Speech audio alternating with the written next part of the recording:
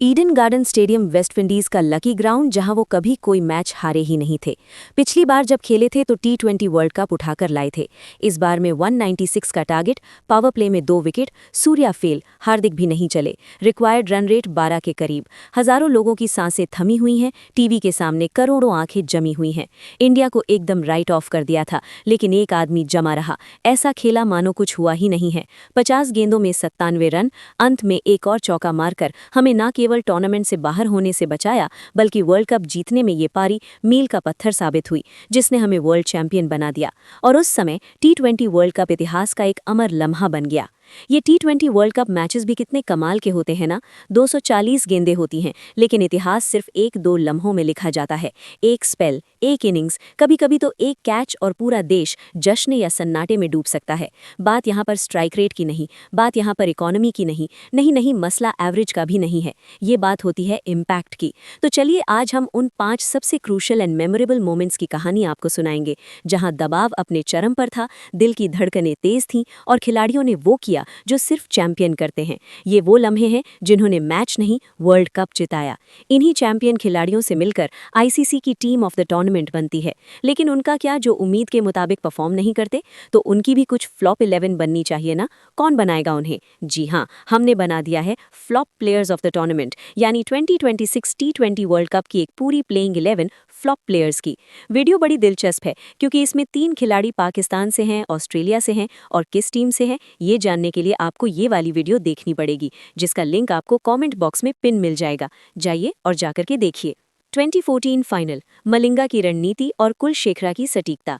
एक इंटरव्यू में श्रीलंका के लेजेंडरी विकेटकीपर बल्लेबाज कुमार संगकारा ने कहा कि मैंने अपनी जिंदगी में इससे उम्दा डेथ बॉलिंग नहीं देखी। एक के बाद एक करके 24 yorker, on the spot, ball after ball. नहीं, ये किसी वीडियो गेम की बात नहीं है, ये किस्सा है रियल लाइफ का, आज से 12 साल पहले का, जब लसिथ मलिंगा अनमन कुलशेखरा ने यॉर्कर्स की बारिश कर दी थी। क्या हुआ था? तो बात है 2014 T20 वर्ल्ड कप फाइनल की। भारत बनाम श्रीलंका, ढाका का मैदान। भारत पूरे टूर्नामेंट में अजय रहा था, टीम संतुलित थी, हमारे सर्वश्रेष्ठ बल्लेबाज विराट कोहली अपनी टॉप की फॉर्म में थे और टीम का आत्मविश्वास चरम पर था। लेकिन फाइनल में मैच अक्सर आंकड़ों से नहीं, दिलेरी और परफॉर्मेंस से जीता जाता है। भारत का स्कोर 110 पर 2। भारत के पास गति बढ़ाने का मौका था। अगर स्कोर 150 के आसपास पहुंचता तो दबाव पूरी तरह श्रीलंका पर होता। आखिरी 24 गेंद बची थी, इसमें से एक ओवर स्पिनर को डालना था। विराट 50 बॉल में 70 के स्कोर पर खेल रहे थे। अब तो एक यादगार फिनिशिंग होनी तय थी। विराट बिल्कुल सेट, यूवी भी ठीक ठाक बॉल खेल चुके थे।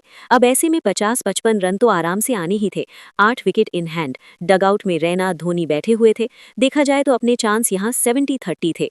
श्रीलंका बैकफुट पर था, लेकिन यहीं पर आया असली ट्विस्ट। सेना नायके का जबरदस्त ओवर। युवराज बेहद स्ट्रगल कर रहे थे। विराट बेचारे दूसरे छोर पर बेबस खड़े थे। आप उठा के देख लीजिए वो हाइलाइट्स। विराट छटपटा रहे थे, चेहरा उतरा हुआ था, हार्ट ब्रोकन। बस एक आंसू नहीं आए। एक ऐसी बेबसी जिस पर कहर बनकर के बरसे श्रीलंका के कप्तान लसिथ मलिंगा, उनके साथ अनुभवी नवान कुलशेखरा।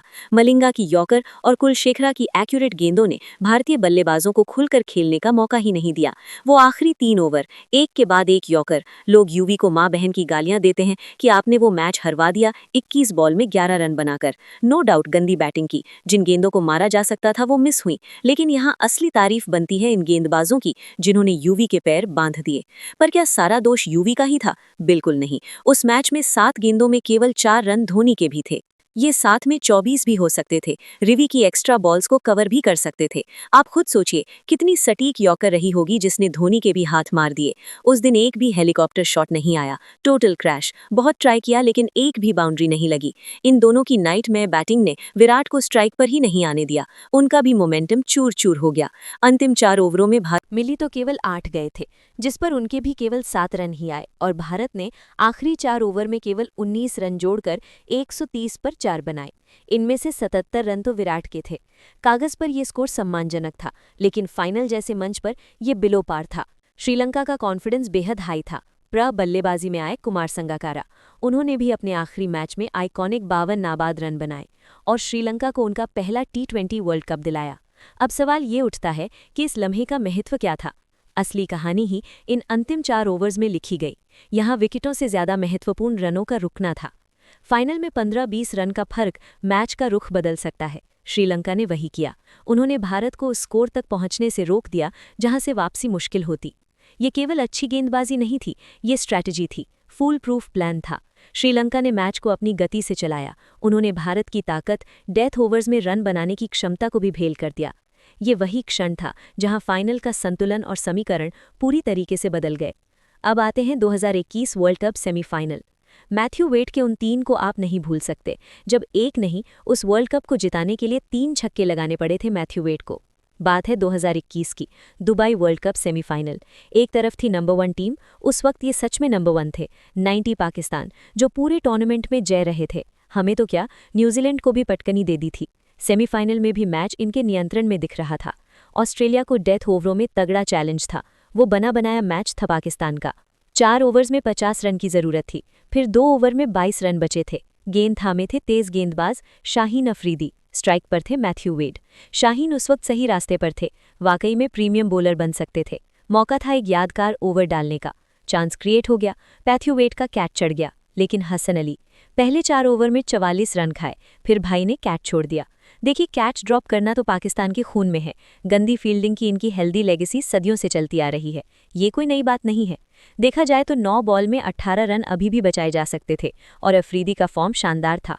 उस वक्त 3 ओवर्स में केवल 14 रन ही दिए थे। अब बस 3 अच्छी बॉल डालनी थी। ऑस्ट्रेलिया पैनिक पर आ जाता, लेकिन इनका दिमाग काम करना बंद हो गया। 148 की तेजी से बॉल डाली, जिस पर बेड ने स्कूप कर दे मारा।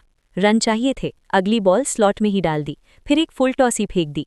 क्या मैच विनिंग ओवर डाला। लेकिन दूसरी टीम के लिए 19वें ओवर में जो हुआ, उसने पूरे मैच का रुख बदल दिया। वेड ने लगातार 3 जड़े और मैच समाप्त कर दिया। एक ही ओवर में 22 रन कूट दिए। 17 गेंद पर 41 नाबआउट की ताबड़तोड़ पारी, अनबिलीवेबल।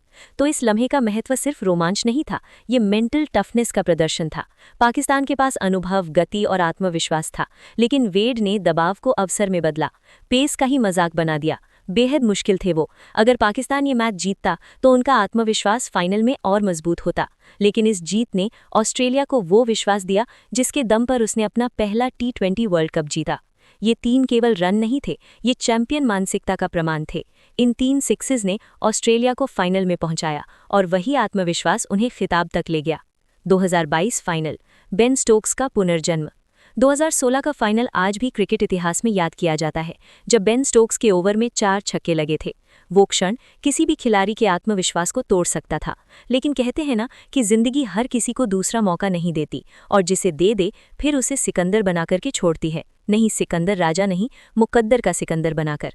भाई के करियर में भी वो मौका 2022 में आया, जहां इनकी कहानी पूरी बदल गई। मेलबर्न में फाइनल, लक्ष्य 138, पिच मुश्किल, पाकिस्तान की गेंदबाजी अनुशासित, पावर प्ले में ही 3 विकेट झटक लिए थे। इंग्लैंड की शुरुआत खराब रही। अब बेन स्टोक्स, एक तरफ से विकेट गिरते रहे, दूसरी तरफ ये डट गए। स्टोक्स ने काफी संयम से बल्लेबाजी की, कोई जल्दबाजी नहीं, मैच को डीप ले गए।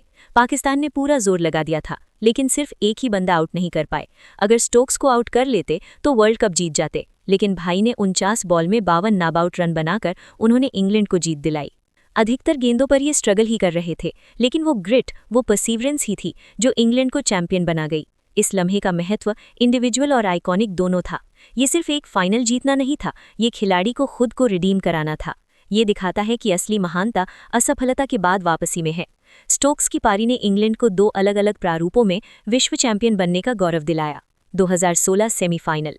मेरा जिंदगी में 2 ही बार दिल टूटा है, दोनों 2016 में, पहले वर्ल्ड कप में। सोचो, अगर विराट कोहली जैसा लेजेंड ये बात कर रहा हो तो मतलब जख्म गहरा होगा। इसकी जड़ था वानखेड़े स्टेडियम, मुंबई।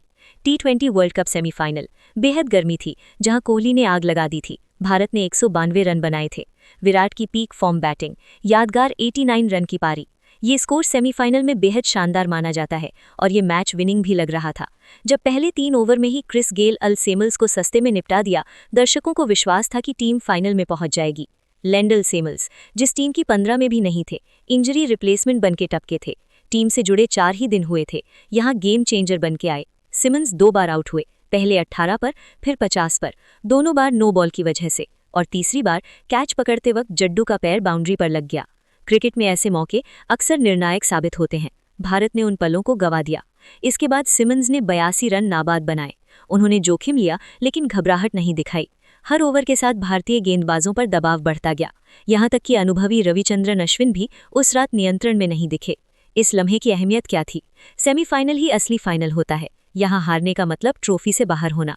अगर भारत ये मैच जीतता तो फाइनल में उनकी संभावनाएं बेहद मजबूत थीं। सिमंस की बारी ने सिर्फ मैच नहीं छीना, उसने हमें आउट कर दिया। ये लम्हा याद दिलाता है कि बड़े टूर्नामेंट में छोटी गलतियां बहुत बड़ी बड़ी कीमत मांगती हैं, और हमने तो भर भर करके ब्लंडर किए थे। 2024 फाइनल। ऊपर के चारों मोमेंट्स वो थे जहां लेजेंडरी स्पैज़म इनिंग्स या कैमियो ने अपनी टीम को चैंपियन बनाया।